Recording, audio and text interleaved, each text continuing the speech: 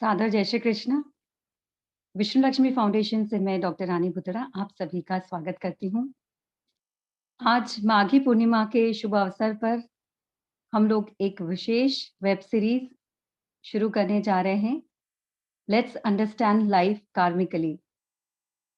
ये जो हम कर्मा की बात करते हैं, कर्मों के सिद्धांतों को समझना हमें बहुत ज़रूरी है, क्योंकि ये वह चाबी है जो हमारे जीवन के सुखों पर लगे हुए तालों को खोलने में बहुत उपयोग में आएगी।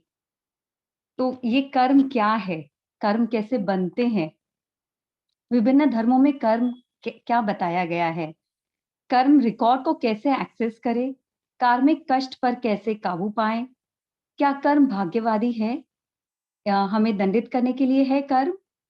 कर्म और हमारा इवोल्यूशन यानी कि क्रमागत हमारी आत्मिक उन्नति कैसे होती है? जीवन और मृत्यु के चक्र से खुद को मुक्त करने के लिए कर्म योग का अभ्यास कैसे करें? बहुत तरह-तरह के ग्रंथों में और संतों से हमने यह कर्मों के बारे में बहुत कुछ सुना है। आप लोग ने बहुत प्रख्यात मीराबाई का भजन भी सुना होगा, जिसकी शुरू की 2 पंक्तियाँ हैं, "करम की गति न्यारी रे, करम की गति न्यारी, संतों करम की गति न्यारी।" तो ये कर्म की गति से हमारे जीवन पर क्या फ़र्क पड़ता है? तो आइए जानते हैं हम हमारे स्पीकर इस सीरीज के एक बहुत ही ऐसे कर्मा जैसे टॉपिक के बारे में बात करने के लिए आमंत्रित है मेरे गुरु senior planning healing instructor Abhishek Sharma ji Nagpur से, जो हमें इस कर्म के सिद्धांत के बारे में पूरी तरह से अवगत करवाएंगे। बिल्कुल धीरे-धीरे विस्तृत जानकारी हमें मिलेगी। उनका अनुभव और बहुत ही गहरा अध्ययन है इस विषय के बारे में, जो वो हमसे इन दुर्लभ ऐसे सेशंस के साथ साझा करने वाले हैं। क्योंकि ये सिर्फ पढ़ लिया और समझ गया, इसमें कई सारी तरह की पैरेलल स्टडीज़ जो है, वो और अनुभव इन सब के साथ जोड़कर यह विषय बहुत सुंदर स्वरूप लेता है, उभर के आता है और हमें समझ आता है। तो आइए हम शुरू करते हैं आज का सेशन। मैं आमंत्रित करती हूँ अभिषेक सर को। सर आत्मा नमस्ते।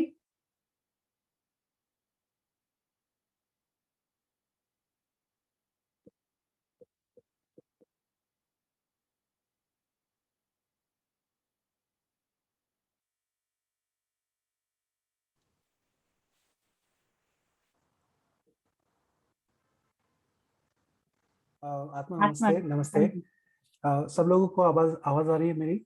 हाँ जी। ओके।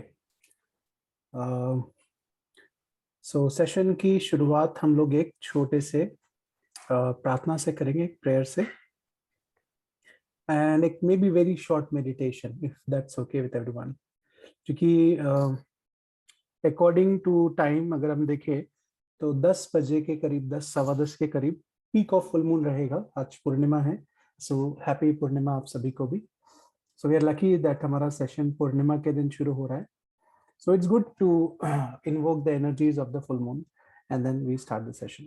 Okay? हाँ जी सर। So आंखें बंद करेंगे सब लोग. Just be receptive. Relax. Deeply inhale, deeply exhale. अपना ध्यान अपने ब्रीदिंग पे रखिए.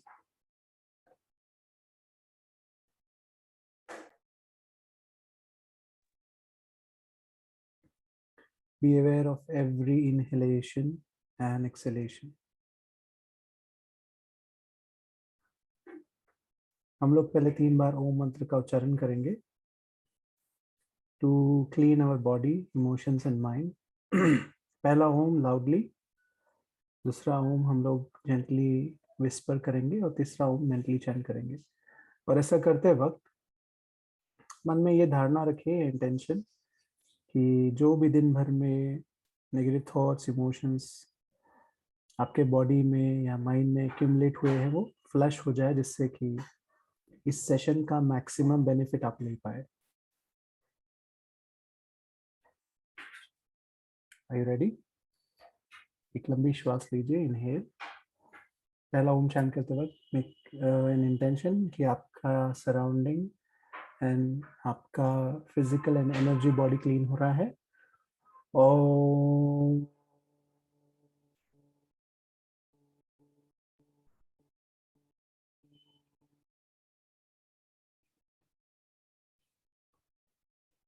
स्थिर रहिए, शांत रहिए।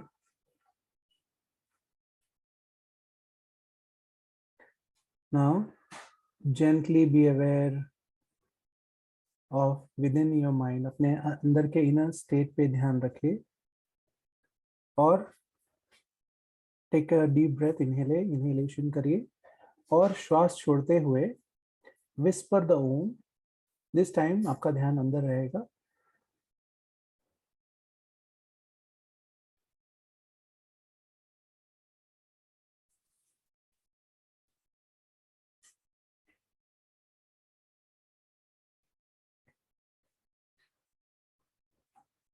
नाउ अपना ध्यान और डीप विद इन आपके मेंटल स्टेट की ओर लेके जाइए।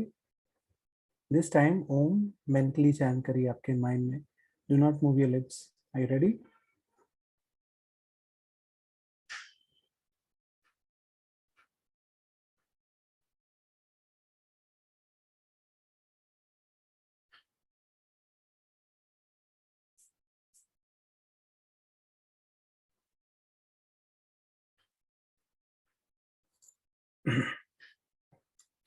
Let's ask for God's blessings. मन में आप दोहरा सकते हैं, हे ईश्वर, हम आपसे आह्वान करते हैं कि आप हमें दिव्य प्रकाश, दिव्य मार्गदर्शन, दिव्य सहायता, दिव्य संरक्षण, ज्ञान प्रकाश, बुद्धि,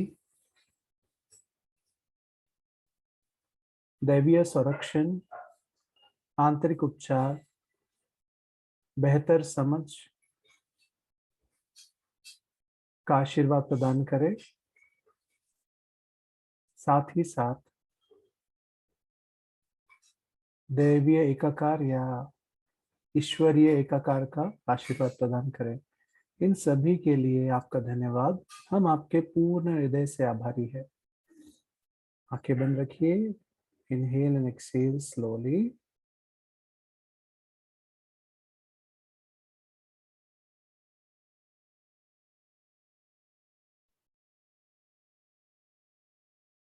ना अपने दोनों हाथों को इस तरह से आशीर्वाद की मुद्रा में उठाएंगे अपने चेस्ट के लेवल पे। मेरे साथ मन में दोहराइए, हे ईश्वर, मुझे आपके दिव्य शांति और दिव्य प्रेम का एक माध्यम बनने दीजिए। जहाँ दुख है वहाँ सुख हो, जहाँ अशांति है वहाँ शांति हो। अपने आप को दिव्य प्रेम और दिव्य शांति का एक माध्यम बनने दीजिए और इस ऊर्जा को पृथ्वी पर रहने वाले सभी लोगों के साथ बांटिए।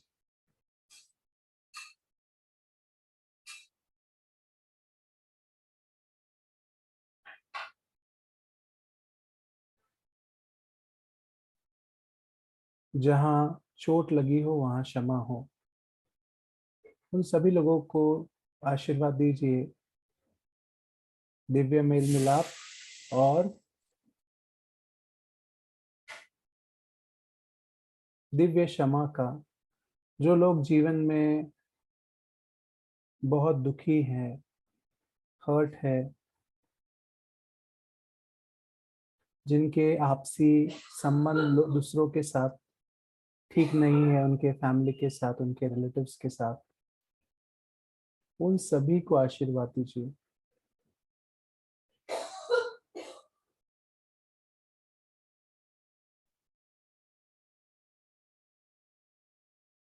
जहाँ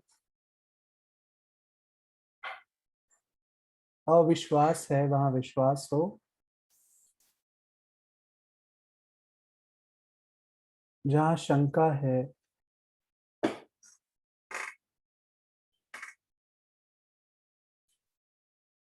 वहां ईश्वर पे आस्था स्थापित हो। जहां अंधकार है वहां प्रकाश हो। जहां उदासी है वहां प्रसन्नता हो। सभी को आशीर्वाद।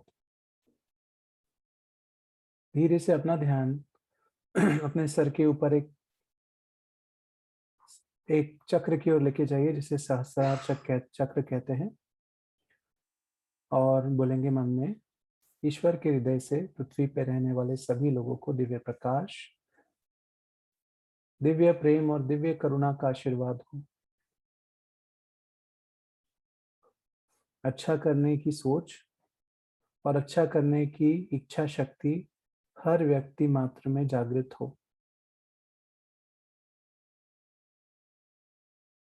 ऐसा इमेजिन करिए कि लोग ना सिर्फ अच्छा करने की बातें कर रहे हैं बल्कि भलाई के काम भी कर रहे हैं।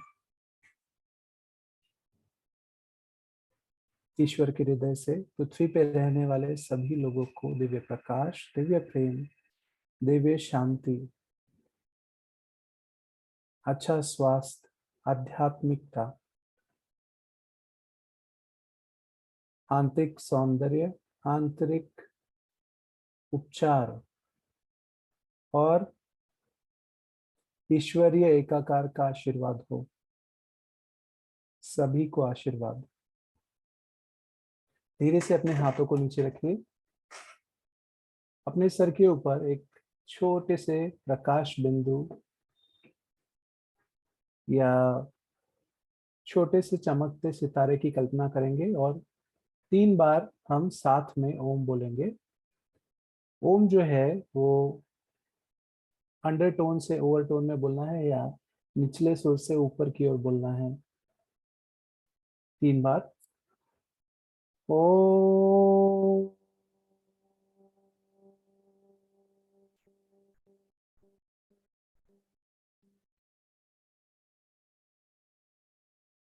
अपना ध्यान उस प्रकाश बिंदु पे बनाए रखिए और अपने श्वासों पे। सेकेंड टाइम ओ।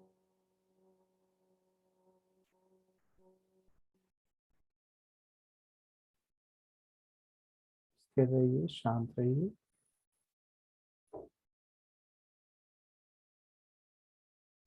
ओ।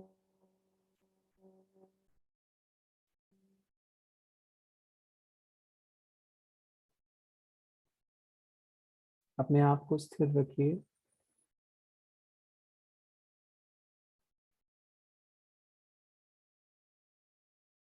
अगले 30 सेकंड से 1 मिनट तक आंतरिक शांति और अपने श्वासों पे ध्यान केंद्रित करिए।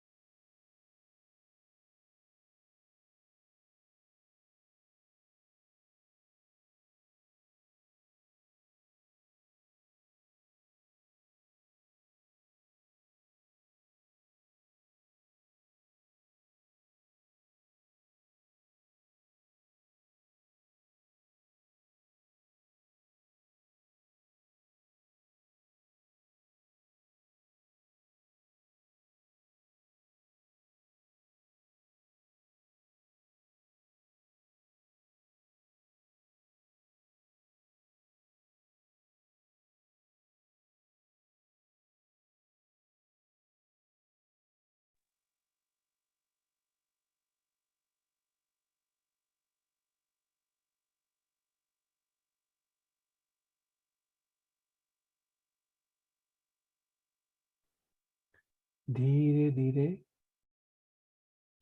अपने शरीर में वापस आइए। अपने हाथों और पैरों की उंगलियों को हिलाइए। फिर से अपने हाथों को आशीर्वाद की मुद्रा में रखिए। इस बार हम पूरे नागपुर शहर को ब्लेस करेंगे। अगर आप नागपुर से बिलोंग करते हैं या जिस भी शहर में आप रहते हैं, हमारा शहर और इसमें रहने वाले सभी लोगों को दिव्य प्रकाश, दिव्य प्रेम, दिव्य शांति, अच्छा स्वास्थ्य, आध्यात्मिकता, प्रचुरता और ईश्वरीय एकाकार का आशीर्वाद हो और दिव्य संरक्षण का आशीर्वाद हो। ईश्वर के हृदय से ये दैवीय प्रेम और दिव्य प्रकाश की ऊर्जा हर व्यक्ति के मन में और हृदय में स्थापित हो। तथास्तु, सो बी इट।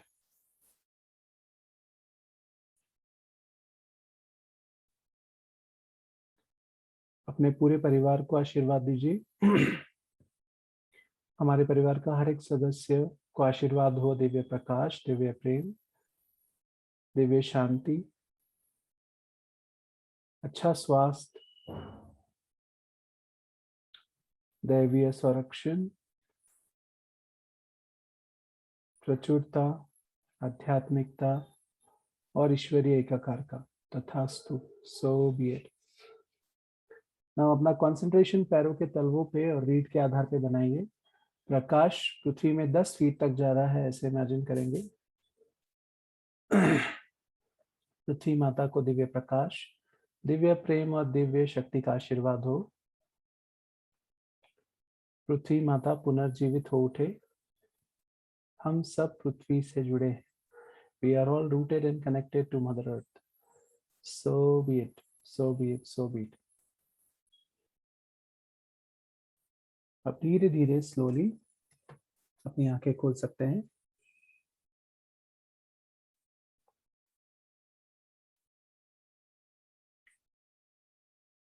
कैसा था meditation? Gently maybe just rub your hands, rub your face. Gently tap your head, shoulders. Gently tap your abdomen, chest.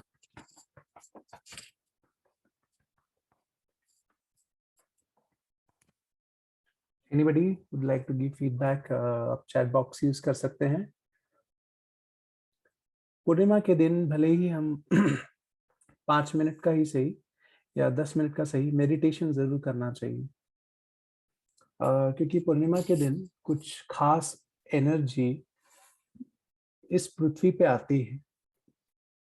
एक एनर्जी जो अर्थ पे आती है वो हमें मून के जरिए मिलती है। सूर्य की ऊर्जा, जो एक्स्ट्रा ऊर्जा जो हमें पूरे मंथ नहीं मिलती है या महीने नहीं मिलती है, वो ऊर्जा भी पृथ्वी पे अपने पीक पे होती है। दूसरी ऊर्जा एक पर्टिकुलर कॉन्स्टेलेशन से आती है जिसका कनेक्शन उस मंथ से, फॉर एग्जांपल कुंभ जो कॉन्स्टेलेशन है या जिसे हम एक्वेरियस कॉन्स्टेलेशन बोलते हैं, उसकी ऊर्जा इस पर्टिकुलर मंथ में पृथ्वी पे आती है। That is the second and third. ऐसा कहा जाता है कि ईश्वर की जो स्पिरिचुअल हायरार्की है उसमें जो हेड ऑफ द डिपार्टमेंट है, that is called the planetary logos या planetary god, and he's also known with the name of Sanat Kumara. Maybe we can talk about Sanat Kumara a little bit maybe in the later part.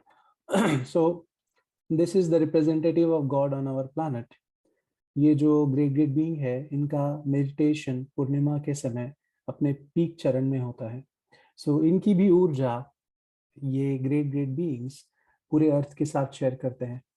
So meditation का benefit full moon के दौरान ऐसा है कि भले ही आपको कोई particular kind of meditation नहीं आता हो, बट अगर आप स्टिलनेस प्रैक्टिस कर सकते हैं और ईश्वर पे आपका विश्वास है, फेथ है, और आप then all you need is to tune in. आपको उस ऊर्जा में ट्यून इन होना है और ये बेसिक नॉलेज होना चाहिए कि किस तरह की ऊर्जा पृथ्वी में फ्लो हो रही है। सो आप उसका एक माध्यम बन जाएंगे और आपके जरिए ना सिर्फ आपके जीवन में बल्कि आपके आसपास के सभी लोगों को उसका एक बहुत पॉजिटिव बेनिफिट मिलेगा। इसलिए फुल मून के टाइम पे जो स्पेशली उसका अगर पीक टाइम है उस पे मेडिटेशन करना is very very beneficial. Now let's come to a topic. Now कर्म के बारे में हम सब जानते हैं, राइट? सब सुने हुए हैं कहीं ना कहीं। बट आध्यात्मिकता में ऐसा कहा जाता है कि, या स्पिरिचुअलिटी में ऐसा कहा जाता है कि मुक्ति के 4 मार्ग है, या 4 नॉट मार्ग है बट 4 स्टेजेस है। अगर आप जानने में इंटरेस्टेड हैं तो are you interested? There are 4 stages जिससे स्पिरिचुअल पाथ पे हम मुक्ति हासिल कर सकते हैं या स्पिरिचुअल लिबरेशन हासिल कर सकते हैं। Only 1 person said yes. बाकी लोगों को मटेरियल जीवन बहुत, अपने मटेरियल जीवन से बहुत खुश है। Let me hear a few yes, then I will share.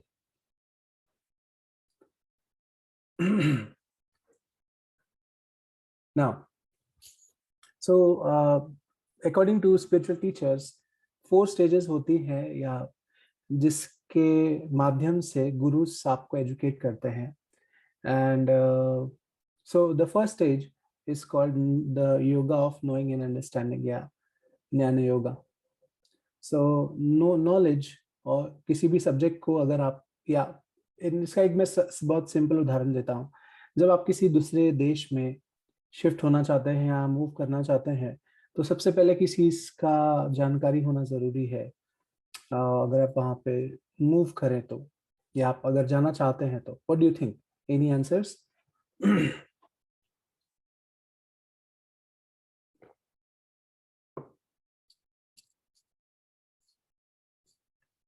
सबसे पहले जाना जरूरी है कि वहाँ के नियम और कानून क्या है, कायदे कानून क्या है, राइट? देन वहाँ जाया कैसे जाए? There can be different ways, कई रास्ते हो सकते हैं। आप बाय फ्लाइट जा सकते हैं, बाय ट्रेन जा सकते हैं, बाय बस, आप बाय शिप और पैदल चल के भी जा सकते हैं, या by bicycle. So there can be different routes, different ways. इसी तरह से जब आप नए देश में जाएंगे तो वहाँ के नियम और कानून और आपके देश के नियम और कानून सेम हो ऐसा जरूरी नहीं है। उनका कल्चर डिफरेंट हो सकता है, उनकी सोच डिफरेंट हो सकती है, और उनके बनाए नियम और कानून भी डिफरेंट हो सकते हैं। नाउ एक पर्सन है जो उस देश में घुस जाता है बिना किसी जानकारी के, और वहां पे कुछ दिन बताता है, तो आपके हिसाब से उसके साथ क्या क्या हो सकता है? Any answers? जैसे इंडिया में हम लोग बोलते हैं ना, घुसपैठिए। क्यों आए तो पता नहीं, कहाँ जाना है पता नहीं, बंजारे हैं, कहीं तो पहुंचना है। तो व्हाट इज द पॉसिबिलिटी, उनका लाइफ कैसा रह सकता है उस नए देश में? अनइमेजिनेबल है, राइट? सो उनको बहुत सारी लीगल परेशानियां आ सकती है। देन अगर वो रूल्स ब्रेक करते हैं तो इम्प्रिजनमेंट या सजा भी हो सकती है। कई दिनों तक कोई हेल्प नहीं मिल सकती, भूखे रह सकते हैं मे बी, अगर कहीं कुछ सामान चोरी हो जाए या वट एवर, डिपेंडिंग ऑन की कंट्री में क्राइम रेट कितना है। सो देर आर सेवरल फैक्टर्स। या शायद उसको बॉर्डर तक वो जाए लेकिन बॉर्डर पे रुक दिया जाए बिकॉज उसके पास वीजा या पासपोर्ट नहीं है, बिकॉज उसके पास प्रिपरेशन ही नहीं था कि जाया कैसे जाए। वो इंसान जस्ट चल पड़ा कि मुझे कहीं तक पहुंचना है, या शायद बॉर्डर तक जाके पता चले कि जहाँ जाना था वहां पहुंचा ही नहीं है। जाना था मे बी, जाना था रशिया, पहुंच गया बांग्लादेश। सो it is like that. So spiritual path पे फर्स्ट स्टेज जो है, अगर आप एक स्पिरिचुअल डिसाइपल या प्यूपिल या शिष्य बनना चाहते हैं किसी भी ग्रेट टीचर के अंडर में, that is the knowing and understanding, यानी किसी भी सब्जेक्ट को जानना और उसे समझना बहुत जरूरी है। That is step number 1। Step number 2 is, now there is a difference between knowing and understanding. किसी भी चीज को जानना या उसकी जानकारी लेना, जैसे हम न्यूज़पेपर पढ़ते हैं, और उसको समझना, there is a 2 different things. दोनों में फर्क है। कई लोग कई सारी चीजें सुनते हैं, पढ़ते हैं, बट हर चीज समझती नहीं है ऐसा जरूरी नहीं है। देन सुनने और समझने के अलावा दूसरी स्टेज आती है जहां उस चीज को आपको याद रखना जरूरी है। आपको बताया था कि ये फलाने कंट्री में जाने के बाद आप रास्ते पे स्पिट नहीं कर सकते और पब्लिक प्लेसेस पे खा नहीं सकते जैसे इंडिया में खाते हैं, यू नो, पब्लिक यूरिन के जैसे, जैसे इंडिया में कई जगह लोग रास्ते पे ही ये करते हैं, यू नो, डेफिकेट या जो, तो वो देश वो कंट्री में नहीं कर सकते, बट आप रूल भूल गए। So again what is going to happen, something, either something good और समथिंग बैड, डिपेंडिंग ऑन वो देश हमारे देश से कितना डेवलप्ड है या अंडर डेवलप्ड है, राइट और wrong. So knowing and understanding is the first key spiritual path पे, यानी आपको, आपका माइंड हमेशा एक क्वेश्चनिंग माइंड होना चाहिए, you should always question things, जिससे और उस सब्जेक्ट की डीपर जानकारी आती है। Then the second thing is उस सब्जेक्ट को समझना और उसे याद रखना। याद रखना इसीलिए ताकि आप उसे सही समय आने पर प्रैक्टिस कर सके, इस्तेमाल कर सके। एंड विद रिपीटेड प्रैक्टिस, जितना आप उस चीज को प्रैक्टिस करेंगे उतना उस चीज को आप समझ पाएंगे। जैसे फॉर एग्जांपल स्पोर्ट्समैन होते हैं, वो अपने गेम को जितने पुराने होते जाते हैं, जितना उसे प्रैक्टिस करते जाते हैं, the more they understand and the more masterful they become. So fourth step क्या है? Finally after many many years of knowing, understanding and practicing, you become masterful. And by the way, knowing and understanding की stage कभी खत्म नहीं होती है, there is always something new to learn.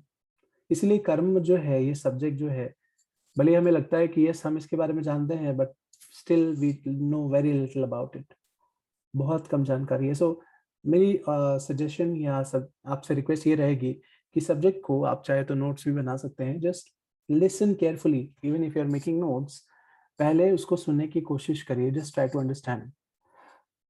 And then maybe अगर हम आने वाले सेशंस में कुछ टेक्निक्स या कुछ प्रैक्टिकल टीचिंग्स डिस्कस करते हैं, तो try to apply them, because कोई भी टीचिंग जब तक अप्लाई ना की जाए, वो सिर्फ एक ज्ञान है या एक कॉन्सेप्ट है आपके लिए। जब आप उसको लाइफ में उतारेंगे, then it become your experience, and with experience over a period of time, आप बोल सकते हैं कि yes, you are a wise person, because you have that wisdom. या विजडम जो है, जब लोग बोलते हैं एक पर्सन वाइज है, इसका मतलब ये नहीं कि उस इंसान से कभी गलतियां नहीं हुई है। In fact wise men in the past and even now are the people जिनसे सबसे ज्यादा गलतियां हुई है, बट उन्होंने अपनी गलतियों से बहुत जल्दी जल्दी सबक सीखे हैं, और वो सबक जो है over a period of time वो उनकी विजडम बनी है। सो ये जो कॉन्सेप्ट है हमारे कल्चर में कि जैसे हम अपने बच्चों को बताते हैं, never make mistake, you should never make mistake, so that is a wrong concept.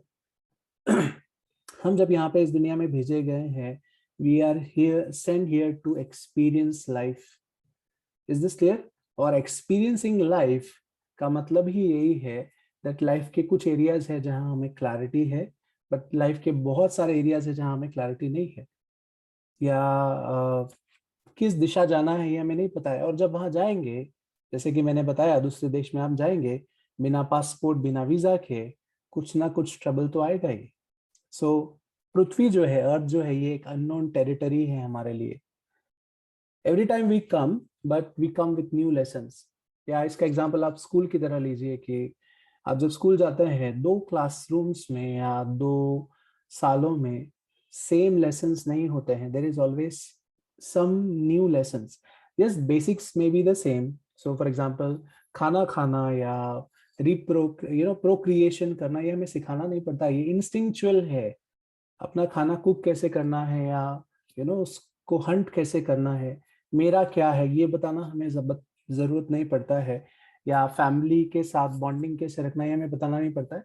इंस्टिंक्चुअली we know this, क्योंकि ये हम कई जन्मों में कर चुके हैं। बट हर लाइफ में we make a lot of mistakes, और मिस्टेक्स वही होती है जो लेसन हमने एब्जॉर्ब नहीं किए हैं या सीखे नहीं है लाइफ में। ना when we talk about karma, पहला क्वेश्चन ये आता है कि ये लॉ क्यों इंट्रोड्यूस किया गया? क्या ये लॉ यूनिवर्सल है? क्या ये हमेशा से था? So if you are interested, law of karma जो है, it is not universal, that is point number 1। इसका मतलब ये है कि सिर्फ हमारे सोलर सिस्टम में ही ये लॉ एप्लीकेबल है। There are other solar systems जहाँ पे according to the inner teachings अलग रूल्स या लॉज अप्लाई होते हैं. That is one. Now second point is, क्या लॉ ऑफ कर्मा हमेशा से था, शुरुआत से, फ्रॉम द वेरी बिगिनिंग इस पृथ्वी पे? Again the answer is no. Somewhere 15 million years ago, 15 million या how much will be 15 million? 1 million is 10 lakh, right? So 1.5 crore years पहले या some 2 crore years पहले law of karma was not there. मतलब it was not applicable या it was not introduced हमारे अर्थ पे या पृथ्वी पे. सो उसके पहले भी ह्यूमैनिटी एग्जिस्ट करती थी. हमारा मॉडर्न साइंस जो है, इसकी सीमित जानकारी के हिसाब से 5000 साल पहले भी स्टोन एज मैन थे. Now the question is why. Are you interested to know about it? जब अगर हमारे पूर्वज 2 करोड़ साल से भी पुराने हैं, तो उसके हिसाब से हमने इवॉल्व होना चाहिए था, राइट? आज बहुत एडवांस होना चाहिए था. सो 5000 साल पहले क्यों यू नो एनिमल मैन या क्या बोलते हैं उसको, स्टोन एज मैन थे? सो that is because of the introduction of the law of Karma. उस पर हम लोग आते हैं. Now let's go 2 crore years पहले. सो 2 करोड़ सालों पहले देयर वाज अ रेस, इंसान की एक रेस थी जिसको कहा जाता था लेमुरियन रेस. लेमुरियन रेस मतलब एक ऐसे विशाल जीव इस पृथ्वी पे हुआ करते थे जो इंसान थे, पर उनके अंदर में दोनों तरह का जेंडर था. मतलब दे वर कॉल्ड हर्माफ्रोडाइट्स, या उनके अंदर में मेल और फीमेल दोनों ही जेंडर या हाउ टू से, तो उनका रिप्रोडक्शन जो था was very strange, it was very different than अभी हमारा जो रिप्रोडक्टिव सिस्टम है या जिस तरह से हम बच्चे पैदा करते हैं. So that race actually was और काफी लंबे समय तक रही. उसका भी अपनी सिविलाइजेशन ने बहुत तरक्की किया, प्रोग्रेस किया. लेकिन उस रेस का learning process was very different than our learning process. Okay, उस रेस के पास कॉन्सेप्ट ऑफ माइंड इंट्रोड्यूस नहीं किया गया था. I repeat, it's a very important statement. उस रेस के पास कॉन्सेप्ट ऑफ माइंड इंट्रोड्यूस नहीं किया गया था, बट कॉन्सेप्ट ऑफ मेमोरी था. What is the meaning? So mind का कॉन्सेप्ट क्या होता है? माइंड का इस्तेमाल करके हम चीजों को रिलेट करते हैं, को रिलेट करते हैं. तो जब हम को रिलेट करते हैं तो उससे हम सीखते हैं. लेकिन जो उस समय की प्रजाति थी इंसानों की, वो लोगों के पास only thing they had was memory. और वो मेमोरी भी कैसी थी? शॉर्ट टर्म मेमोरी थी. सो ज्यादा से ज्यादा 2 4 5 दिन की इंफॉर्मेशन उनके मेमोरी में स्टोर रहती थी, और उसके हिसाब से वो लोग ये याद रख पाते थे कि अच्छा ये मेरा भाई है या मेरी सिस्टर है या ये मेरा घर है, ये मेरा काम है. And they have to keep reminding themselves. तो they were completely depend on memory. याददाश्त पे हर चीज निर्भर करती थी. सो इसीलिए 4 5 दिन होने के बाद जब वो भूलने लगते थे कई बार, तो वो वही गलती को फिर से दोहराते थे जो उन्होंने पहले कर चुके हैं. सो इस चक्कर में इवोल्यूशन या जो हमारी स्पिरिचुअल प्रोग्रेस है वो बहुत बहुत स्लो थी, वेरी वेरी स्लो. एंड ये कई लाखों साल तक ऐसा चलता रहा. सो जब ईश्वर के जो एक हायरार्की है, स्पिरिचुअल हायरार्की, जैसे कि सोचिए ह्यूमन पार्लियामेंट होता है या गवर्नमेंट होती है जिसका काम है ये देखना कि देश सही तरीके से चले. उसके लिए समय समय पर कुछ धाराएं या कुछ नियम या कानून इंट्रोड्यूस किए जाते हैं जिससे कि सिस्टम स्मूथली चले. सो इसी तरह से ईश्वर की भी एक हायरार्की है, इसे स्पिरिचुअल हायरार्की कहा जाता है. एंड इसके जो हेड है, जैसे मैंने आपको बताया, he is the big boss. So उनका नाम, उनको कई नामों से जाना जाता है, but he is called the Sanat Kumara. Sanat Kumara means the youth of 7 summers. That is one of the meaning. So ये जो ग्रेट ग्रेट बीइंग है या देवा या ग्रेट अवतार है, उन्होंने अपने पूरे काउंसिल से डिस्कस करके ये डिसाइड किया कि अगर इंसान इसी तेजी से या इतना स्लो ग्रो करेगा तो humans will take many million and millions of years उनके एवोल्यूशन के लिए. तब ये डिसीजन हुआ कि कुछ नियमों में बदलाव आने की जरूरत है, कुछ प्रिंसिपल्स आने की जरूरत है. सो आज से, जैसे मैंने बताया, 15 मिलियन ईयर्स पहले एक एक रूल जो है वो लागू किया गया इंसानों के ऊपर में, and that is what we call the law of karma. Interesting, right? So law of karma introduce करने से पहले एक चीज की गई, वो था इंट्रोडक्शन, या हमारे अंदर माइंड को फिट करना. यानी अगर मैं लीमैन टर्म में बोलूँ तो ऑपरेशन करके माइंड फिट किया गया, ताकि हम चीजें को रिलेट करके उससे सीख सके, और जितना हम सीखेंगे उतना हम प्रोग्रेस करेंगे. सो जब माइंड इंट्रोड्यूस किया गया तो कुछ लोग उसको रेजिस्ट किए, कुछ लोगों ने एक्सेप्ट कर लिया. जो लोगों ने रेजिस्ट किया वो लोग इस प्लानिटरी इवोल्यूशन से ही खत्म हो गए या मिट गए. जो लोगों ने उसको एक्सेप्ट किया वो आगे बढ़े, और ग्रेजुअली उनका धीरे धीरे धीरे धीरे मेंटल डेवलपमेंट हुआ over many many years. Now ये रेस जो थी लेमोरियन रेस, इसके समय पे कर्मा का कोई कॉन्सेप्ट नहीं था. सो इट इज लाइक जब एक बच्चा छोटा होता है ईश्वर के दृष्टि से या एक पेरेंट के दृष्टि से, सो आप छोटी मोटी गलतियों को माफ कर देते हैं. So many times you just forgive and forget. So God being God is very loving. ये जो फर्स्ट रेस थी जिसको आप बोल सकते हैं इन्फेंट रेस, इसको अलाउ किया गया बहुत सारी मिस्टेक्स करने के लिए. बट उस चक्कर में उन्होंने बहुत सारी मिस्टेक्स की, बहुत सारे सिंस किए, बहुत सारे क्राइम्स किए, और अपनी इवोल्यूशन को बहुत स्लो डाउन कर लिया. इसलिए लॉ ऑफ कर्मा हमारे प्लानिटरी सिस्टम में इंट्रोड्यूस किया गया. So the law of karma simply states what you sow you reap. So एक सिंपल ऑल गवर्निंग रूल हो गया कि जैसी करनी वैसी भरनी. आप अपने एक्शंस अगर करेक्ट वे में करोगे, you will be rewarded. If you अगर आपके एक्शंस जो है एक सर्टेन अलाइनमेंट से हट जाएंगे, या if you break the rule maybe 1 time 2 time 3 time, first time maybe the punishment will be very simple और mild, then it will be slightly strict, then it will be severe. So इस तरह से law of Karma के through, और जो हम mistakes करके सीखते हैं by using our mind, by understanding the concepts. यानी जब आपको पेन हो रहा है, so sometime you ask why do I have pain, मुझे पेन क्यों हो रहा है.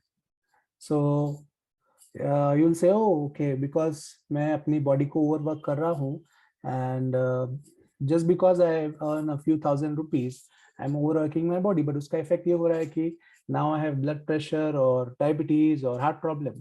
So is it really worth it to invest so much time in overworking? इसको मैं कम करके अपने needs को या अपने wants को regulate करूँ, and then I enjoy time with my family. And so this is just an example कि जब एक इंसान सोचता है mind का इस्तेमाल करके और relate करता है, उसकी problem की जड़ कहाँ से शुरू हुई. And actually you can relate for 6 months 1 year. और ये जो पिछली रेस थी, इसके पास में ये प्रिविलेज नहीं था. सो उनके पास में मेमोरी थी, but it was like a short term memory. So ज्यादा से ज्यादा 4-5 दिन की इंफॉर्मेशन वो याद रख पाते थे. यानी उनके केस में हर चीज was based on identification by colour, by form. उसको देख के हाँ इसको देखा हुआ लग रहा है, ये मे बी शायद मेरा फादर हो सकता है या मदर हो सकती है. So difference of colour, features and so on. So उनके लिए बहुत डिफिकल्ट था चीजों को याद रखना. So, but now we have the concept of mind या mental principle, जिसके वजह से हम चीजों को रिलेट कर सकते हैं, अपने पास्ट को एनालाइज कर सकते हैं, देन एक कंक्लूजन पे आ सकते हैं कि आज मेरी लाइफ में जो चैलेंज है या प्रॉब्लम है वो क्यों है. And then if you find out this root cause, आप उसको करेक्ट कर सकते हैं. सो द मोमेंट आप उसको करेक्ट करना शुरू करते हैं, your life seem to improve. Yes, so that is the basic concept of karma, that it teaches you through experience. जब आप कोई चीज का अनुभव लेते हैं, उस अनुभव से you learn and then you evolve. because हमारा बेसिक ऑब्जेक्टिव जब हम इस पृथ्वी पे भेजे गए थे, think of earth as a university. अर्थ को एक यूनिवर्सिटी की तरह देखिए, and there are different classrooms. शायद आप नर्सरी में होंगे, किंडरगार्टन में होंगे, कोई होगा 3rd स्टैंडर्ड में, कोई 10th स्टैंडर्ड में. Now your goal is to graduate from the school, right? Now some students, they are smart students, वो लोग हर एग्जाम के लिए प्रॉपरली प्रिपेयर करेंगे, they will try to know the subject, understand the subject, remember the subject, और उसके बाद में उसको प्रैक्टिस भी करेंगे. बट कुछ स्टूडेंट्स रहेंगे जो टाइम पास करेंगे, क्लास में मस्ती करेंगे, instead of classroom they will go and sit in canteen, या maybe they will go out and watch movie, TV देखेंगे rather than studying. So जब एग्जाम का टाइम आएगा, जो स्टूडेंट्स ने सब्जेक्ट को समझा, जाना, एंड देन उसको याद रखा और प्रैक्टिस किया, obviously they are going to pass with flying colors. But at the end of the final exam, जो बच्चे फेल होंगे, what they have to do, they have to go and repeat the class. So जब class आपको repeat करनी होती है, this is like reincarnation. आपका पुनर्जन्म होता है, आपको सिमिलर लेसन्स वापस के पढ़ना होता है या स्टडी करना होता है. But this time maybe question paper जो आएगा वो स्लाइटली टफ रहेगा. It will not be the same जैसे पहले का क्वेश्चन पेपर था. There will be more study या थोड़ा ज्यादा हार्ड वर्क, ताकि आपको ये रियलाइजेशन हो कि इट इज बेटर कि पहले ही बार में पढ़ लेना अच्छा है, या पहले ही बार में प्रिपरेशन. बट ये चीजें कभी कभी हम शायद पहले बार में सीख जाते हैं, कई बार दूसरे तीसरे बार what do you call it, DC होके या डिसकंटिन्यू होके वापस स्कूल में आते हैं, फिर सीखते हैं. So it goes on. Now what happens to the students जो लोग बार बार फेल होते हैं. सो यूनिवर्सिटी जो है उसका एक स्टूडेंट्स का कोटा होता है या लिमिट होता है कि इतने ही स्टूडेंट एक क्लासरूम में आ सकते हैं. बट हमेशा कुछ पुराने फेलियर स्टूडेंट भी क्लासरूम में आ जाते हैं. सो कुछ बैचेस तक उनको अलाउ किया गया, बट लेटर ऑन जब नए हर साल क्लास में नए नए स्टूडेंट आने लगे, क्लासरूम्स फुल हो गई, अब ये स्टूडेंट्स क्या करेंगे. So this students for a certain period of time are thrown out of the university, या यूनिवर्सिटी से उनको निकाल दिया जाता है, and then they have to wait for a very long period of time जब तक एक नई यूनिवर्सिटी फॉर्म नहीं होती है. सो सिंबॉलिकली स्पीकिंग, कर्म जो है हमें कई मौके देता है हमारे लेसन्स को सीखने के लिए, to know and remember, to practice and master. But अगर हम अपने लेसन्स रिपीटेडली लर्न नहीं करते हैं, पनिशमेंट या जो रिटर्न है कर्मा का वो सिवियर होते जाता है. And after some time, because God is all loving, obviously God is not going to make us disappear, या हमें हमारे लाइफ को वो डिसइंटीग्रेट नहीं करेंगे. गॉड सिंपली विल से अरे ये स्टूडेंट जो है इज वेरी डम, तो ओके, नबी यहाँ पे डम स्टूडेंट्स का कौन सा स्कूल है, कब खुलने वाला है. सो वो स्टूडेंट्स को तब तक छुट्टी दे देते हैं, and then they are given birth in another planet, in another system, solar system में भी, जहाँ पे they can learn and evolve उनकी कैटेगरी के स्टूडेंट्स के साथ में जो उनकी तरह बुद्धू है. But God being God very loving, वहां से शुरुआत होके maybe then next time they will learn. So that is the process of evolution. So evolution process बोलता है कि लाइफ में हमें इवॉल्व होना है या बेटर बनते जाना है. सो ये बेटरमेंट जो है इनिशियली आता है through suffering and pain. Now, the concept of karma is attached to the concept of reward and suffering. So, अगर हमें जैसे मैंने एग्जांपल दिया कि कभी किसी ने कभी सुई नहीं चुभी हमें, तो हमें रियलाइजेशन ही नहीं होगा कि सुई किसी को चुभाना नहीं चाहिए. कभी हमें दर्द नहीं हुआ तो हमें वो रियलाइजेशन ही नहीं होगा कि दूसरों को भी दर्द हो सकता है. So the concept of nervous system was introduce हमारे बॉडी में. सो जो लोग पैरालिटिक होते हैं, आपने देखा होगा कि उनका जो बॉडी का पार्ट पैरालाइज हो जाता है, आप वहाँ पे गर्म पानी लगाओ, झटका लगाओ, they don't feel anything, right. So हमारे नर्वस सिस्टम जो है that is our learning instrument. So nervous system के through we experience pain and pleasure, और उसके जरिए हमारा लर्निंग प्रोसेस होता है. वी रियलाइज ओके, मैं ये जो करंट एक्शन कर रहा हूँ, it is causing me hurt, so what should I do. एक वाइज पर्सन बोलेगा okay, let me evaluate my actions and let me change my course of action. उसको बदलने की कोशिश करता हूँ. शायद पहली बार में पेन कम हुआ इसलिए उसने ध्यान नहीं दिया, दूसरे बार में पेन ज्यादा हुआ, तीसरे चौथे बार में बहुत ज्यादा हुआ, अब वो जागा है. सो कई सोल्स होते हैं जो मिनिमल सफरिंग में उनको रियलाइजेशन नहीं आता है, जब बड़ा झटका लगता है then they are awaken. So it is said in the inner teachings कि सफरिंग इज इनएविटेबल. जैसे बुद्ध बोलते हैं कि सफरिंग जो है वो इनएविटेबल है लाइफ में, बट हर बार सफर होना जरूरी नहीं है. समटाइम्स आप दूसरों के अनुभव से या ऑब्जर्वेशन से भी अपना लेसन सीख सकते हैं. Now let's go to the concept of karma. So कर्म जो है ये प्रोड्यूस कैसे होता है, हाउ इज कर्मा क्रिएटेड. सो हर चीज की शुरुआत एक विचार से होती है, right. Mind is the instrument जो हमें एक विजन को क्रिएट करने में हेल्प करता है.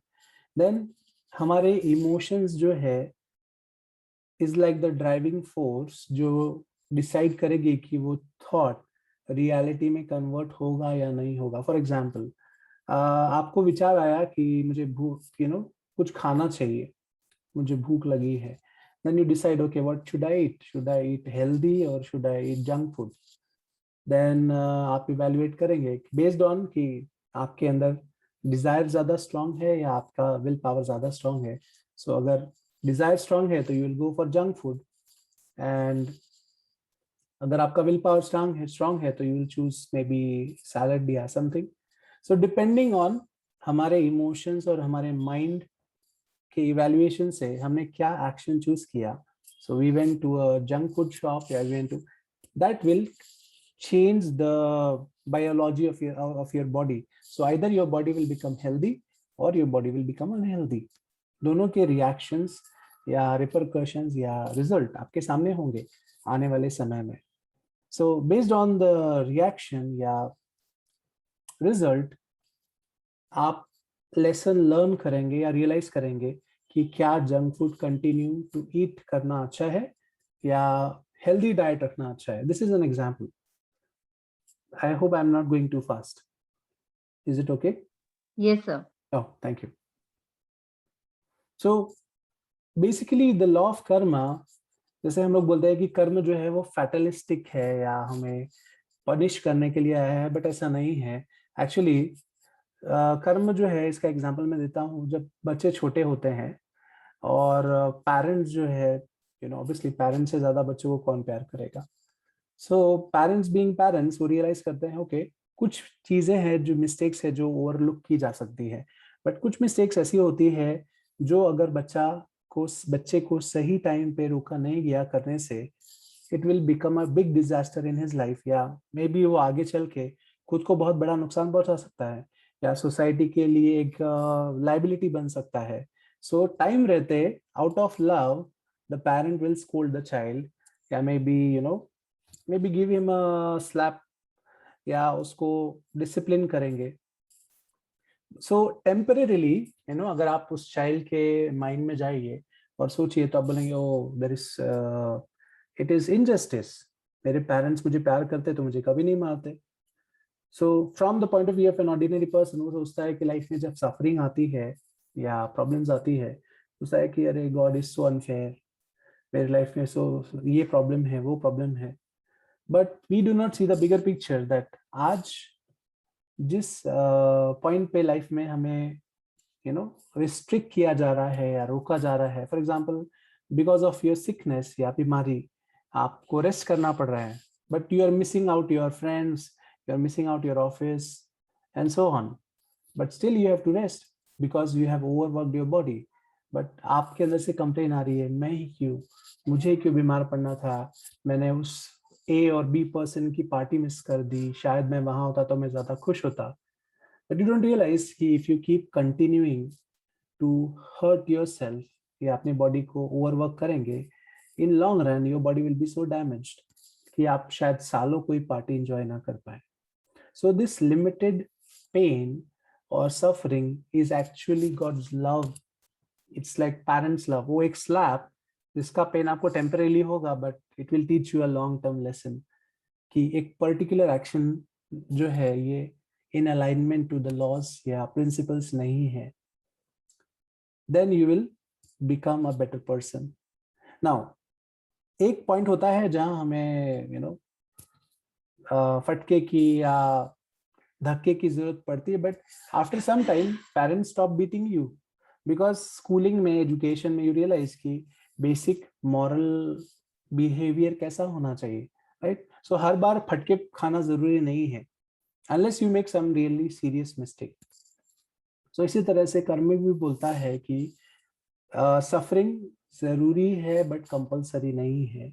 Over a period of time, if you have learn your lesson, if you learn, then there is no point of suffering की कोई जरूरत नहीं है। सो बुद्ध ने भी यही कहा है दैट अगर आप अपनी लाइफ में सफरिंग को रिड्यूस करना चाहते हैं या मिनिमाइज करना चाहते हैं, देयर आर सर्टेन गाइडलाइंस जो हमारे अर्थ पे लागू की गई है, प्रिंसिपल्स।